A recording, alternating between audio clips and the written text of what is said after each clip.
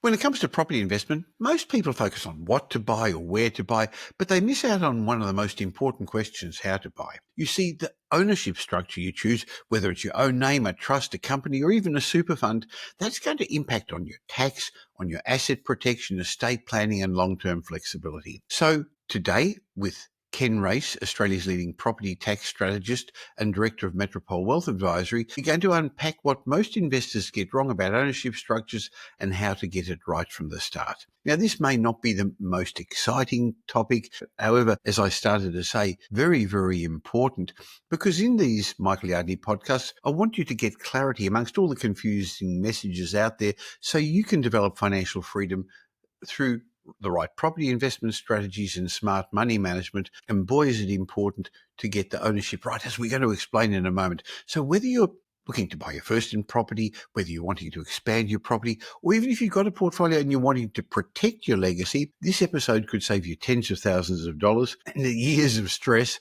So let's dive right into it.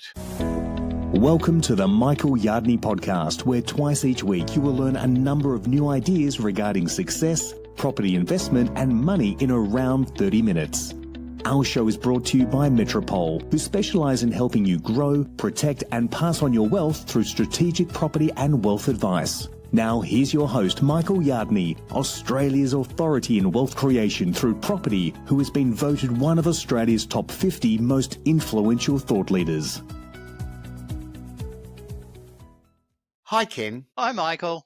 Now, I know one of the most common questions people ask us when they come to Metropole, well, after where should I buy and what should I buy and how much should I spend with property? The next question really is, well, should I structure things? Now, I think that's because we deal with some clients who've already well educated, listening to the podcast, getting the blogs, etc. So today I'd like to dive in and have a talk about what ownership structures are available and understand what one should consider. So let's start at the top. I think most people don't realize the long-term implications of getting the right or maybe the wrong ownership structure.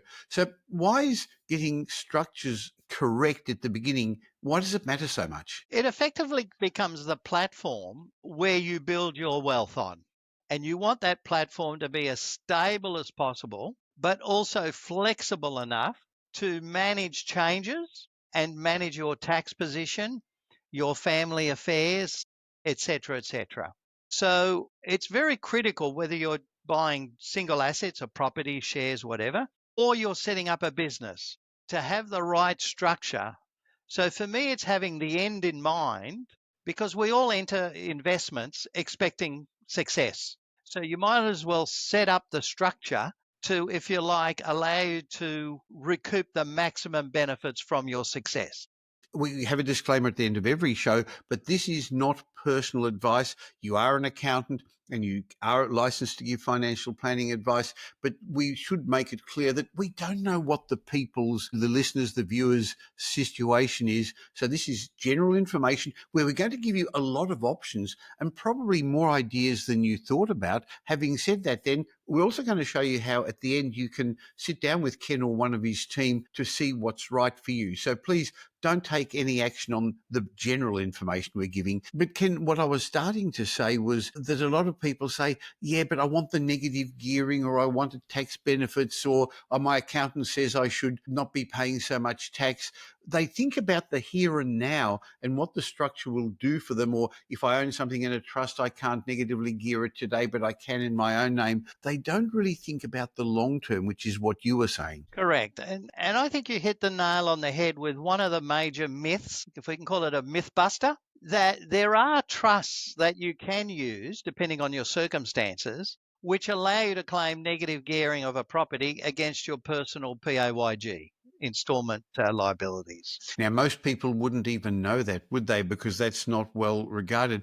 I know other people in other podcasts say, don't get a trust, don't get a structure. The accountant's only doing that so they get extra annual fees because there are compliance costs. Let me quickly also say that, Ken, even though you are an accountant and for many years you were the the managing partner of a national accounting firm, we don't do accounting at Metropole Wealth Advisory. We give structuring and accounting, structuring advice, and we'll talk about what you do in a bit more detail. So the aim of this isn't to sell a trust and get ongoing fees. You're giving advice to help people grow, protect, and pass on their wealth. And yes, officially, legally minimizing their tax. But also, I think the other considerations when you're looking at what structures you should be looking at are asset protection and different requirements. Requirements depend upon what industry you're in, what sort of financial risk you're prepared to take. And I know a lot of our clients think about estate planning, succession planning, but you mentioned a moment ago flexibility. I think that's one of the really important things,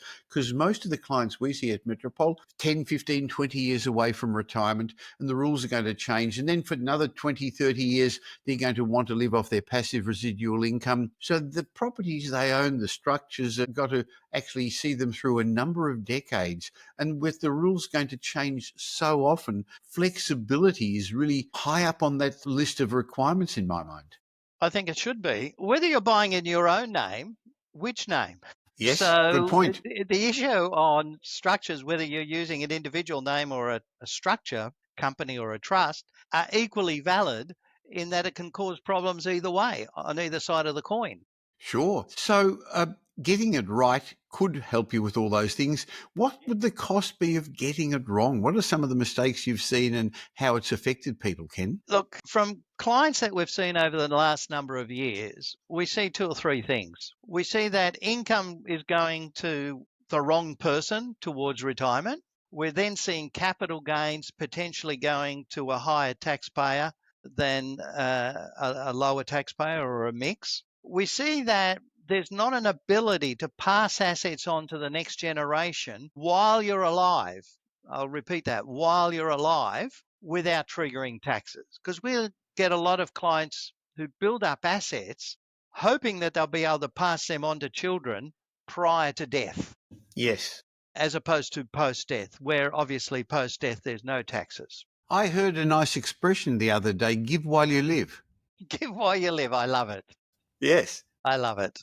So again, you've got to do it in a tax effective way. And we know that more people are using, well, the Bank of Mum and Dad is helping a lot more people. We know that coming next year, there's going to be a 5% deposit with the government scheme for first home buyers. So a lot of our kids and grandkids are going to be able to get in the market with a $50,000 deposit. It's not a big stretch for the Bank of Mum and Dad or grandparents to give, is it? That's correct, particularly if they also get some stamp duty concessions. Yes, So it's still going to be subject to serviceability. Can you of afford the course. repayments? Of course. But that's probably one of the best things that we've seen over the last number of years, because it's allowed people to come in earlier than they would have otherwise. Because the longer you save, there's a good chance that the asset you're trying to buy, the property, is going up in value. So you're chasing your tail and never catching it.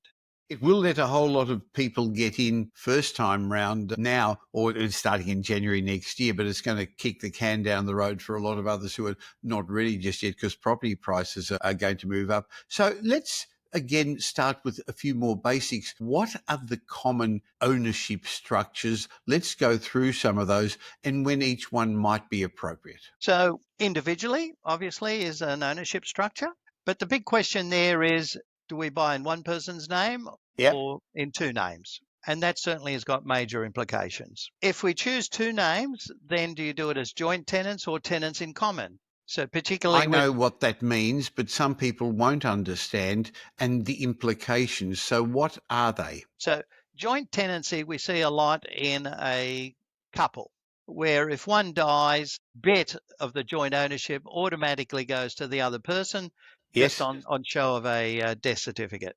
Tenants in common is each partner owns their own respective proportion. yes. And if they die, that proportion goes through the estate and then goes to whoever. Now, that could be appropriate for some people, especially with blended families, Ken. Correct. And the other time we see it for a lot of our clients is if there's a disparity between current income between partners, spouses, where joint tenancy is effectively fixed at 50-50, whereas tenants in common, you can make any split, and therefore you can manage your affairs a lot more with a lot more finesse, if you like, where you can actually change the proportion to get the best outcome. Now, we won't go down this route at the moment. I don't want to sidetrack you from the various structures, but if I could just point out, that could also be a way of doing things with your children, couldn't it? Absolutely correct. Right. So we looked at structures, buying in your own name or joint names, and then joint ownership or tenants in common. What are the other common ownership structures people should consider? So we see trusts then come onto their own. And again, a trust is just a broad concept, and that is split into one of two components. The same as saying, I want to buy a car, I want to buy a trust. Well, do you want it for rubbish removal or your midlife crisis where you want a convertible? I So had one. Well, actually, I didn't have a convertible, but I did have a coupe. So that's I know right. where you're coming from. I use that example because that was me some 30, 40 years ago. Yeah. Um, and there's basically two types of trusts, one that they call a family trust, and the other one is what they call a unit trust. Family trust basically allows you to distribute money in any proportion to anyone, whereas a unit trust is fixed to fixed people. Now, there are different tax implications on either one of those. There's different land tax implications. So you've got to work through the principles of why you're looking at that structure. Tax, flexibility, asset protection, estate planning, land tax, and that sort of directs you down a particular route. And then there's a combination of both, which is called a hybrid trust. Right. So why do so many investors get trusts wrong? And I guess the first one, if I could answer, is because they think they're all the same. Correct. I'll just add one more structure. Oh, yes. People combine a company. Yeah. So let's talk about trust first, and then we'll Yep. get the structures, companies, and self-managed super funds. But I know people think, oh, I've got a trust. And I know where we're heading because we've been business partners for a long time. But I guess what I'm trying to say is that not all trusts are the same, are they? That's right. It's not one size fits all. As I said, a trust is a document, a set of words on how the assets will be managed. Yeah. So there is no standard wording, if you like, unlike a company which has standard wording. So you've got to make sure that your trust achieves what you're looking after. And certainly some common mistakes of, can I call it the one size fits all trusts, is, they stop after 80 years. There's no, if you like, family lineage clauses. So that means someone that you marry and then divorce can get money out of a trust that wouldn't otherwise be available to them. The way certain assets create income tax liabilities. So we've created trusts that effectively manage those three main components. So our trust lasts forever. Why set up a trust that's going to stop and trigger capital gains tax and stamp duty if you've got a property in it? Well, you've heard me say it before, Ken, that I set up long before I knew my first trust, 50 years ago at least. And 80 years didn't sound like a long time. And hopefully I'll still be around in 30 years. But the answer is, if not, I plan with the assets in that to pass it on to my children. So they're now going to be left with a time bomb that the trust will dissolve and people that may have to sell things and pay some tax. So yes, the no vesting date in my mind is important. And the other is, I used to jokingly, when I saw clients say, in my blended family, Pam's got 2 kids and I've got 4. So the statistics say 2 or 3 of them are going to get divorced, but I don't know who they are. Ha Yeah. ha. Well, now, unfortunately, I do. And so therefore, in one particularly nasty separation, having a bloodline clause has made a significant difference. That's right. And we've got to look at, what are you trying to achieve? And as we look, there are a number of priorities. Tax is just one of them. We've picked up other than tax. It's protecting the wealth for the family. And therefore, you need a trust that actually does that as well. Now, some people are going to say, yeah, I don't want to invest in a trust yet, Ken, because I'm not going to be able to negatively gear and I want to save tax at the moment. I'm paying too much tax. What would your answer be to them? Well, I think they've not asked the right question. I have a bit of a problem when people go to their accountant and say, is this tax deductible? Well, the answer is either going to be yes or no, as opposed to how can it be deductible? And there are trusts that allow the effective negative gearing to be applied against someone's PAYG liabilities. So there are other considerations such as land tax. So in a number of instances, we've suggested that clients buy in their personal names, taking into account the joint or tenants in common. At a point where they've got sort of 100% debt, they've borrowed money off a line of credit for the deposit, they've borrowed money. So asset protection isn't material at that stage. And what we find is a lot of clients come to us a number of years into the future from when they bought, and asset protection becomes a problem. They've ended up in their own business. They're the manager of the production facility at the local factory. So occupational health and safety issues, blended families, etc., etc. So asset protection now comes up the list. So there are strategies to protect your assets without triggering the normal taxes, capital gains tax and stamp duty. And that can include your home as well. So again, that's why we need that chat with somebody to find out what are they trying to achieve, what are their priorities, if you like, purpose build a strategy around their requirements. Now, some people are going to say, hey, all this is very complicated. Let me remind you that Ken and I have written a book, What Every Property Investor Needs to Know About Finance, Tax and the Law. I will leave a link in the show notes. That's become very popular on the bookshelf of most successful property investors. And I think you should buy yourself your own copy of that. I'll again leave a link in the show notes, and you can get it through us or through on Amazon or the Kindle version even. And that will help give you a lot more detail. This is really more an overview, but there is one other sort of trust I'd like to have a quick chat about, because I know a lot of people watching this and listening to this come from other countries, have other, not all Australian citizens. What's the idea about foreign trusts? How do they get classified, and what obligations or challenges do they have? Very good question, Michael. And it's a trap for a lot of young players. So in a discretionary trust, remember how I said you can distribute to anybody? Yes. And anybody is caught in the trust by actually identifying, can I call it the two principal people? And they're identified by name. And then it says their parents, their children, siblings of any of the above, etc., etc. So that means you could have a relative living overseas. Yes. Who is not an Australian citizen. Almost everybody has one. Correct. And the various state governments say, beauty, I will now classify that as a foreign trust and apply a penalty on the stamp duty when you buy the property. And that could take stamp duty from 4% to 11%.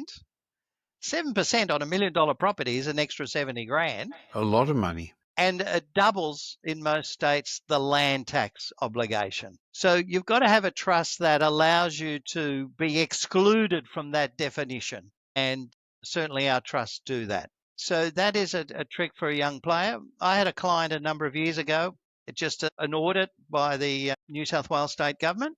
And they drilled down and determined that the son, who was living overseas, that's okay, but married a US citizen, and therefore it was the spouse of the son, and it made it a foreign trust. Now, and these people don't have to be named, just to make it clear. They're the specified beneficiaries, usually you and your life partner, your spouse, and then there's a catch-all clause on purpose, which allows you to distribute money, and that's why they're sometimes called a family trust, to family members, your uncles, aunties, brothers, mothers, sisters, and uncles, aunties, brothers, sisters of those people as well. But if you do that, then somebody along the way could well be a foreign citizen. That's just the way it works. Thank you for explaining that. And rather than going into more detail, I guess the answer is maybe get some advice on that. We talked about family trusts or discretionary trusts, and you don't have to have a family to do that. But there's also the unit trusts, and they're often used when you've got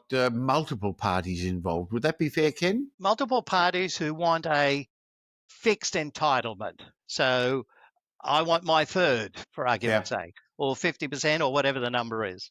And like you can have whatever percentage you want, as long as the two of you agree or three of you agree. Correct. And it adds up to 100%, of course. Of course, yes. So, like a company that issues shares, you have a proportion of that company, and the distributions have to be made proportionately. So you can have a trust that is split on that proportionate basis. And again, under unit trust, there's another slight variation, a New South Wales one, where it actually gives you some land tax benefits. Now, again, have access to the 50% capital gains tax discount, and that's one of the factors some people take into account. But when we discussed also that there is the concept of hybrid trusts, but you did mention that sometimes it's appropriate to buy through companies. Now, I know in general that's not the advice we give, but I know for some of our high net worth clients who have particular financial circumstances, despite companies not getting the capital gains tax discount, it's not a deal breaker, is it? Sometimes you still recommend buying in a company. Absolutely correct. Absolutely correct. Because there are some benefits. The negative is you lose the 50%, but there could be land tax benefits, there could be travel expense benefits, and there could be an ability to effectively halve your tax rate while you're saving money for the deposit. So there's big upfront benefits. And if you're unlikely to sell, well, losing the 50% discount maybe is not a big deal. And if you do sell and reinvest, then you've only paid the 30 cents tax, which is only a little bit above what the high marginal tax rate is at 50%. If you take the money out, though, then there's a top-up tax. So again, very specific advice for your specific circumstances. And another structure some people use is buying in a self-managed super fund, and that needs very specific advice from a financial planner, and that's not what we're recommending, but we do, because we don't know your circumstances, but we do know that after getting the correct advice, a lot of our clients end up buying properties in their self-managed super fund because it can be a powerful tool for wealth building. In our last chat a short while ago, we spoke about some of the rules changing for self-managed super funds, which have a large amount of money in them. But there's strict compliance obligations. It definitely doesn't suit everybody. There are different borrowing criteria, but often it actually allows you to have a new borrowing threshold to borrow in your self-managed super fund, as long as you've got enough money in there. So that's one of the benefits. Clearly, there are restrictions also. You can't refinance or borrow more. You can't materially change the property or develop the property. So there's lots of different structures. Ken, with so many options and so many trade-offs, how do you go about choosing the right structure for a client when you see them at Metropole Wealth Advisory? So our first chat is, what are they trying to achieve? What's the end goal? Yep. We then prioritize those, and that tends to push us down a certain road. And what we've also seen with one of the benefits of trusts is in a lot of instances, it does increase your borrowing capacity. The same as why the super fund does that, because the bank looks at the super fund in isolation. So if your trust is self-supporting of the asset, then they don't look at you. So we need to look at all that. We need to look at the land tax, obviously the administration, but in the scheme of things, the additional admin is quite minor because you should go to a professional to do that. The big thing, though, with super is you can't go to your retail fund or industry fund and say, buy me 15 Smith Street. Yes. So it's got to be in a self-managed super fund, which then again has got a certain requirements and circumstances that you've got to manage. But again, you get the right team around you. It allows you leverage. It's an asset which is tax-free in pension stage. It adds to your borrowing capacity. It could improve your land tax situation. There's a lot of potential benefits if you can tick the boxes. So while we've discussed a lot of these structures in our book, What Every Property Investor Needs to Know About Finance, Tax and the Law, and it does talk a bit about how the different structures get financed, I guess what we're saying is you really need to speak to somebody about your own individual circumstances. And Ken, let's give a shameless plug for Metropole Wealth Advisory. How do you and your team help? How could you and your team help somebody who says, hey, this is all very interesting, I've never really thought about it, and is it appropriate for beginners as well as people who are already established? I believe it is the case for both types of investors. Use us to diagnose your circumstances, to build in the future. What are you trying to achieve? What are your priorities? And that'll either help you now if you're an existing seasoned investor or wanting to be smarter at your investing. And we get a number of clients who are at the beginning of their journey. So to set yourself up correctly helps, because if we're talking about property, one of the main things I look at when buying a property is how will it help me buy the next one? Yes, yes. And therefore, we've got to build something around what do I do for this one that makes it easier to buy the next one. So that's why I think for beginners is important. It's also important for beginners, even if they buy their own name, what name do they do in there? One of the biggest mistakes that we see is they buy a property in individual name, the highest taxpayer's name to claim the maximum negative gearing. Yep. The loan is in both partners' name, which happens a lot. Yes. If they were audited, they would lose the tax deductibility of half the debt. Yes, of course, because the other person doesn't own the property. And therefore they can't claim the expense because they don't have an income. So that loses tens of thousands of dollars a year. Yeah. So even if you don't get that wrong, if we've just helped on that, that makes a big difference. So I'd be proposing that if you're interested in this, if you want to understand how this could help you and what traps you may have, whether you've already got properties or not, go to metropole.com.au and organise a wealth discovery chat and have a chat with our team about how Ken and his team at Metropole Wealth Advisory could help you. And every client who eventually gets a strategic property plan from us does have a chat with one of your team members, and not usually Chris, about ownership structures. But again, for people with slightly more complicated circumstances or bigger plans, then you're available to speak to people as well, Ken. Correct. So why can't I just go to my accountant, Ken? Look, I go back to my uni days. That was a long time ago. I'm surprised I can remember. Now, don't tell people you and I had free uni in those days and no HECS debt. They're going to say baby boomers had it unfair. We had it easy, didn't we? Yeah. But forget about 17% interest rates. And I remember my wife was told she can't be included in the serviceability calculator.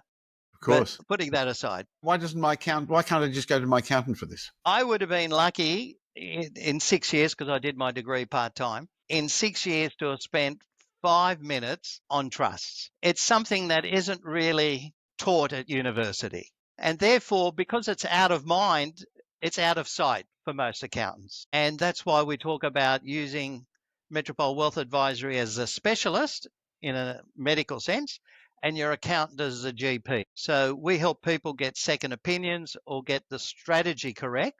And then we help the implementation by talking to the accountant, who may not do too many of these and therefore hasn't kept up with changes.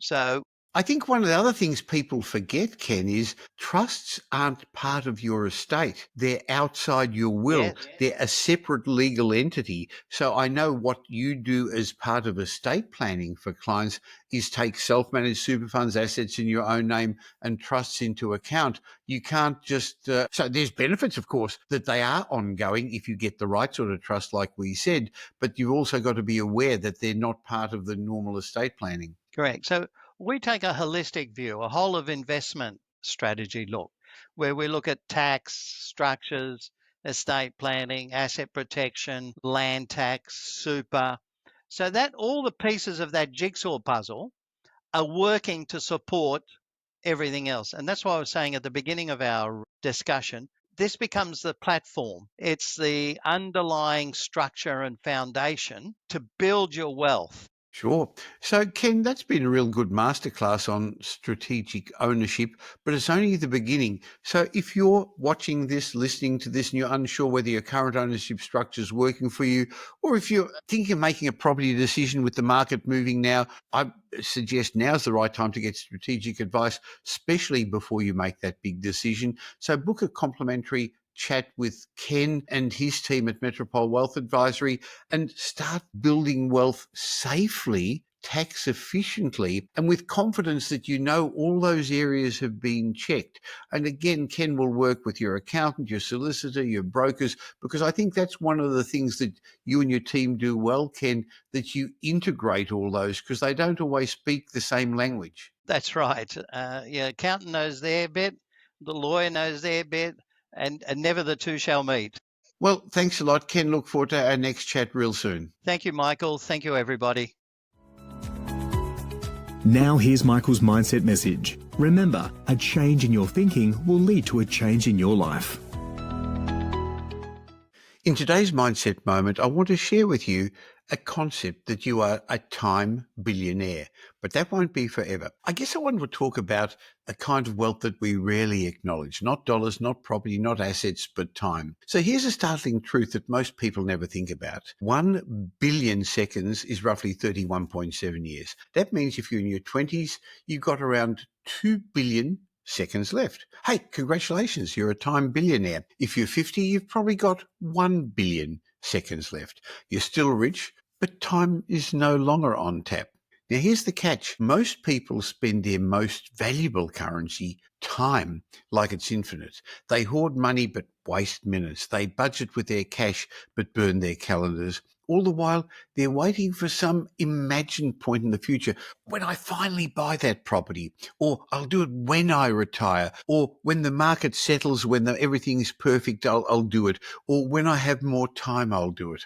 But here's the reality. Your life isn't lived in someday. It's happening right now. We're so caught up in building a future that we forget to live in the present, or a lot of people do.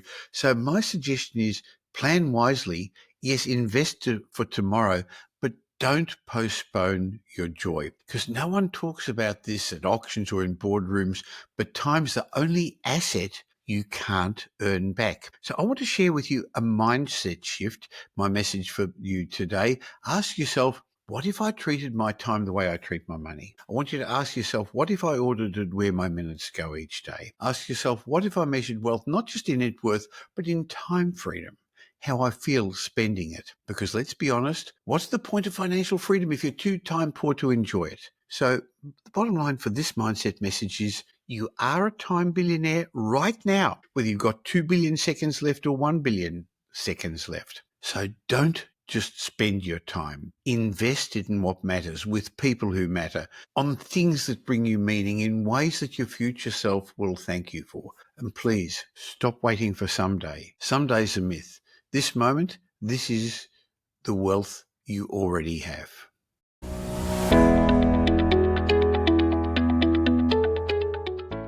Thank you for spending the last little while with me. I hope you got some benefit from this show. But before you move on to the next podcast you're going to listen to, let me remind you I have another show that I produce once a week with leading demographer Simon Kirstenmacher. We call that Demographics Decoded, where Simon and I unveil the trends that are going to shape your future. In my mind, this is a must-listen-to podcast for anyone interested in property investment, but also for business people and entrepreneurs. So if you don't currently subscribe to Demographics Decoded, just please stop for a second and subscribe on your podcast app where you're listening to this, or on YouTube. And of course, if you don't subscribe to this show, the Michael Yardney Podcast, why not click the link that says follow or subscribe wherever you're listening right now. So twice a week, you're going to get benefit from my guests and me. And I'd like to ask you a little favour, please. If you did enjoy today's show and you know somebody who would also benefit, please tell them about the Michael Yardney Podcast and Demographics Decoded. There's a share button on every podcast app. On Apple Podcast, there are 3 little buttons at the top of the player.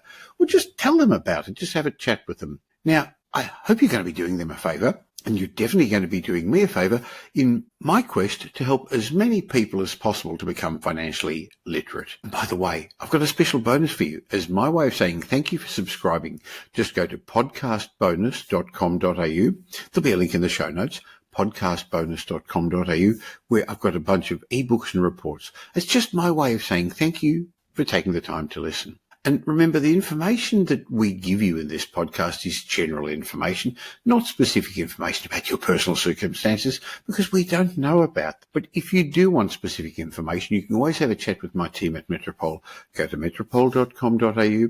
If you really want to learn more, you can always listen to the previous podcast, the many episodes we've already published. Just go back to the old episodes, which each have lessons about property investment, success, and money. Once again, thanks for listening to today's show.